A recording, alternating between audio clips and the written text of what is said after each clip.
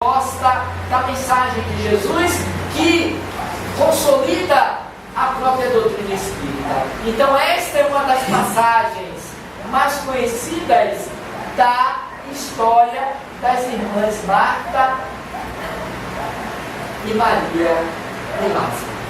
A segunda, outra, tão significativa quanto a primeira, é aquela mais conhecida, possivelmente, em que Maria manda um mensageiro dizer a Jesus que se encontrava em Jerusalém que o irmão dela, Lázaro, acabara de morrer e que ele deveria, o quanto antes, se dirigir a Betânia para tentar ver se salvava o irmão.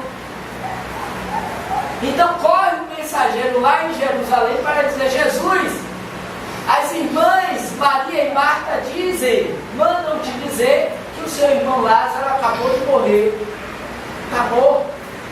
E elas estão desesperadas, elas estão aflitas, querendo a tua presença lá em Betânia. E Jesus, de acordo com os nossos dias, fez quase ouvido de mercador. Fez de conta que não entendeu a chamada e o pedido.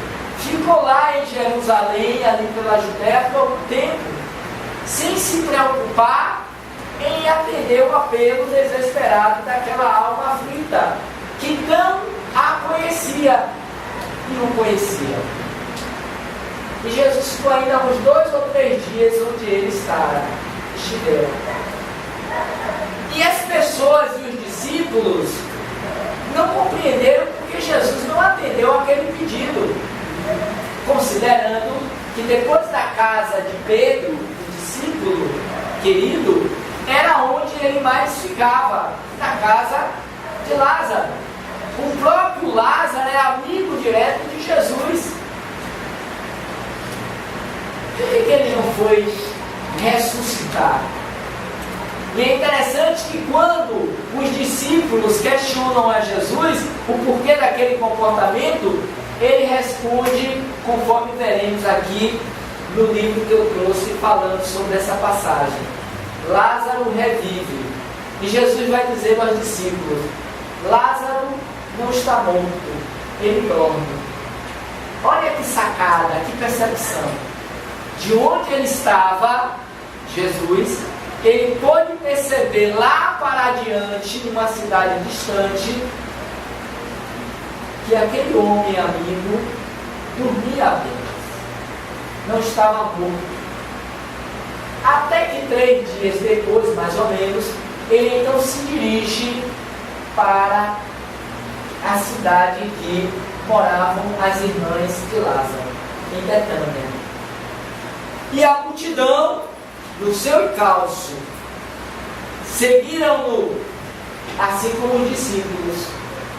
Quando chegaram lá, estavam mais desesperadas as irmãs, porque elas não compreenderam, e a própria Maria, que tinha essa afetação por Jesus, não entendeu. Se o Senhor tivesse chegado 3 dias antes, talvez ele não tivesse morrido. Por que nos abandonou o Senhor? É o questionamento de Maria. Por que não nos atendeu antes? Bem comum, como fazemos quando pedimos a Deus alguma coisa que Ele não nos atende de imediato. A gente tem uma impressão que Ele nos abandonou, que Ele não nos ama, porque Ele atendeu a cura daquele que estava ali com câncer, mas não foi capaz de atender a mim que estava com uma dor de cabeça ou com uma unha encravada. E a gente se revolta, a gente se chateia, a gente larga a doutrina, a gente abandona a nossa fé. Mas no fundo vem a lição. Jesus estava testando a fé daquelas almas que naquele momento encontrava-se no corpo feminino, como irmãs do então de fé. E Jesus então se encaminha para o sepulcro onde estava fechado a tumba em que estava o corpo de Lázaro.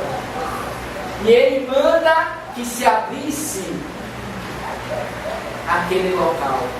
E Marta disse assim: não faça isso, porque já tem 4 dias.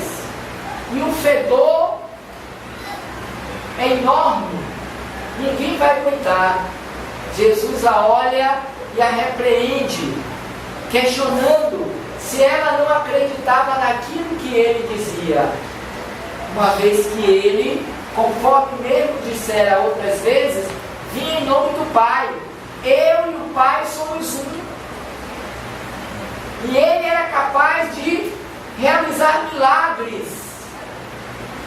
Mas naquele estado de aflição, de desespero, pela perda do irmão querido, elas não tinham capacidade de compreender nada daquilo. A exemplo de nós, 2000 anos depois, o que a gente quer é a cura imediata, a salvação. Que houvesse um milagre para que a minha dor desapareça, seja ela qual for. E eis então, uma vez levantado a catacumba de Lázaro, onde estavam os despojos do corpo, ele então, uma voz potente, segura, carregada de uma vibração até então desconhecida, ele dirige-se para dentro do sepulcro e ele vai dizer: Lázaro,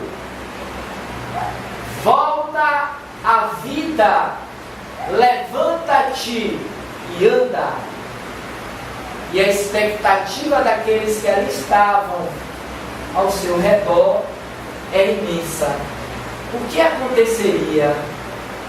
Será que Lázaro ressuscitaria pela força imponente das palavras de Jesus? Criou-se naquele momento a expectativa do que aconteceria.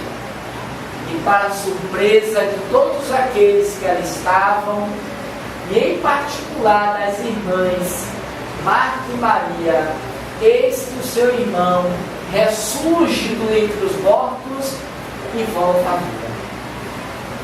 Daí ficou conhecido a ressurreição de Lázaro. E ele vai dizer, ao se perceber de volta ao corpo: eu estava morto e agora eu vivo. E ele começa a se desenfaixar daqueles panos que o cobriam e cujas feridas deixaram de existir igualmente, por conta do tempo em que ele se encontrava naquela condição. Jesus ressuscitou Lázaro, conforme diz a Bíblia e os livros sagrados. Mas será que Jesus ressuscitou de fato Lázaro? Ou será que Jesus sabia que Lázaro não estava morto e trouxe ele para a vida dos encarnados? Essa é uma questão que somente 2000 anos depois, ou melhor, 18 séculos depois, pode ser desvendada. Porque os espíritos nos dizem, a doutrina espírita nos diz, que Lázaro não estava morto. A doutrina espírita acredita que não existem milagres. Está lá no livro A Gênese. O milagre não existe. O que existe é o conhecimento das leis, da capacidade da manipulação dessas leis. Foi o que Jesus fez. Ele tinha conhecimento da lei de Deus e a utilizou para resolver aquela demanda. Querem um exemplo? Trazendo para os nossos dias, assemelha-se a um professor que chega no quadro, na sala, e diante dos seus alunos ele propõe um problema, uma equação, coloca lá a questão e diz para os meninos e meninas: resolvam essa questão. Quero encontrar o resultado correto. E sai, deixando-os tentando resolver a questão. Mas que por falta de conhecimento da matemática, da fórmula, para chegar ao resultado correto, eles não são capazes de encontrar a solução. O que normalmente nós dizemos quando não sabemos e não temos o conhecimento daquilo que nos é pedido fazer, que é difícil, que não existe resposta, que tem alguma coisa errada nessa conta, a gente começa o quê? A justificar. Passado o tempo, vem o professor e diz assim: e aí, conseguiram? Qual é a resposta? E ninguém consegue trazer a resposta correta. E o professor sorridente, conhecedor do nível de ignorância no sentido do desconhecimento, ele vai dizer: vamos resolver aqui. Pega o pincel, vai ao quadro e começa a produzir os passos para a equação do problema. E todos ficam estupefatos, os olhos crescem, há aquele espanto: mas como ele conseguiu uma coisa tão difícil? Mas por que o professor conseguiu? O físico, o químico, porque ele tinha conhecimento da resolução. Foi milagre? Foi algo sobrenatural? Não. É o que acontecia com Jesus. Ele tinha o poder de antever as coisas. Ele tinha o conhecimento de todas as coisas. Lembrando ainda essa atividade que fazíamos pouco antes de vir para cá, na questão 17 do Livro dos Espíritos, Kardec vai questionar: é dado ao homem saber todas as coisas? E os Espíritos vão responder a ele que não. No nosso estágio de evolução, não é possível conhecer todas as coisas, porque nos falta um sentido. Esse sentido que ainda nos falta, por estarmos nesta camada vibratória da imperfeição, em cujo mundo nos encontramos de provas e de expiações, não é possível saber todas as coisas. Mas esse véu que encobre o desconhecido, a ignorância, vai se desaparecendo na medida em que nós vamos nos elevando. É que nem aquele que está subindo a montanha. Quanto mais baixo ele ainda se encontra do ápice da montanha, do topo, menos possibilidade dele perceber a planície. E o desafio de quem sobe uma montanha, um monte, é poder perceber a beleza, a grandiosidade que existe no seu entorno. Que somente quem está do alto é capaz de enxergar. Porque quem está na base não tem compreensão de ampliar a visão. Percebem? É o que aconteceu com a Amélia Rodrigues. Um espírito dedicado à poesia, à literatura, à leitura da mensagem de Jesus enquanto encarnada. Era uma mulher fervorosa, religiosa, dedicada à vivência das leis de Deus. É fato. O que lhe angariou condições, méritos, créditos, de que quando no mundo espiritual pudesse ampliar a visão daquilo que ela já conhecia. Percebem?